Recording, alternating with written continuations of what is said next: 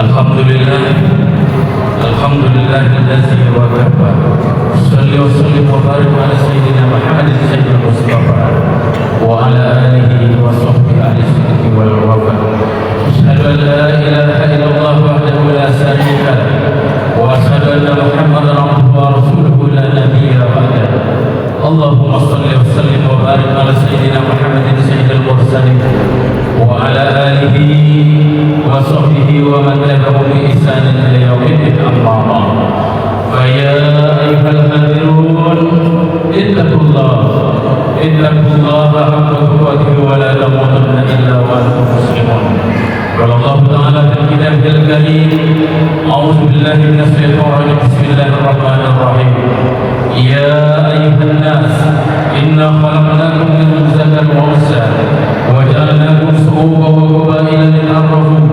Inna akramakum 'inda Allahi atqakum. Innallaha 'alimun khabir. Saudara-saudaraku yang Jumat yang insyaallah dimuliakan oleh Allah Subhanahu wa taala. Dalam kesempatan yang mulia ini, mari kita sama-sama bersyukur kepada Allah Subhanahu wa taala dengan mengucapkan alhamdulillahirabbil alamin, di mana atas limpahan rahmat dan nikmatnya, utamanya nikmat iman dan Islam serta nikmat kesehatan, sehingga kita bisa menjalani aktivitas kita sehari-hari tanpa ada kekurangan suatu apapun. Kita juga masih dipertemukan kembali dengan hari Jumat yang penuh dengan barokah ini di masjid yang mulia yang kita cintai ini, dalam rangka untuk menunaikan syukur Allah, yaitu salat Jumat secara berjamaah. Salawat dan salam tak lupa kita haturkan pada junjungan kita Nabi Agung Nabi besar Muhammad Rasulullah sallallahu alaihi wasallam beserta para keluarga dan sahabatnya. Ialah seorang nabi dan rasul yang memiliki akhlak yang paripurna dan mulia, yang menjadi teladan untuk umat manusia untuk diaplikasikan dalam kehidupan kita sehari-hari. Semoga kita semua kelak akan mendapatkan syafaat dari baginda Rasulullah sallallahu alaihi wasallam. Amin ya rabbal alamin. Saudara-saudaraku yang insyaallah dimuliakan oleh Allah Subhanahu wa taala, sesungguhnya setiap saat dan setiap waktu kita diperintahkan oleh Allah Subhanahu wa taala untuk senantiasa berbuat ihsan, berbuat kebajikan kepada sesama makhluk, sehingga dalam konteks kemanusiaan semesta berbuat baik kepada sesama sudah menjadi keniscayaan yang harus ditunaikan, karena azalinya manusia memiliki sifat ketuhanan yang selalu menginginkan kebaikan dalam setiap aktivitas kehidupannya.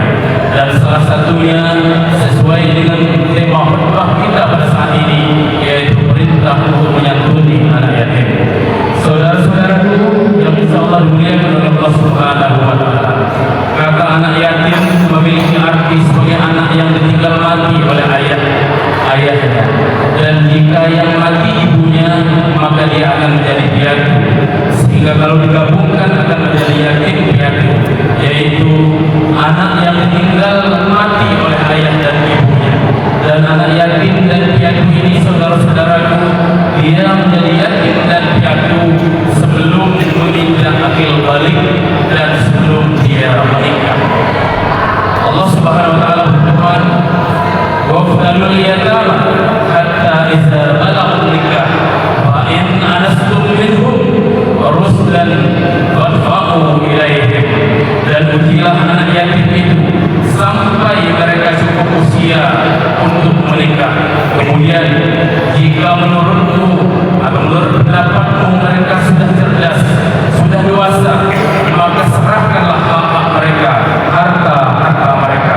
Al-Quran surat An-Nisa ayat 6. Saudara-saudaraku, dan setiap saudara kita yang mengalami nasib sebagai anak atau yatim piatu ini, tentu sangat berat kenyataan yang harus mereka terima, karena betapa sedih dan mudahnya nurani mereka. Tak kalah orang yang terkasih yang selalu menemani sejak kecil pergi untuk selamanya, pergi tidak akan pernah untuk kembali lagi. Walaupun sebenarnya ini adalah sebuah eksistensi kekuasaan Allah Subhanahu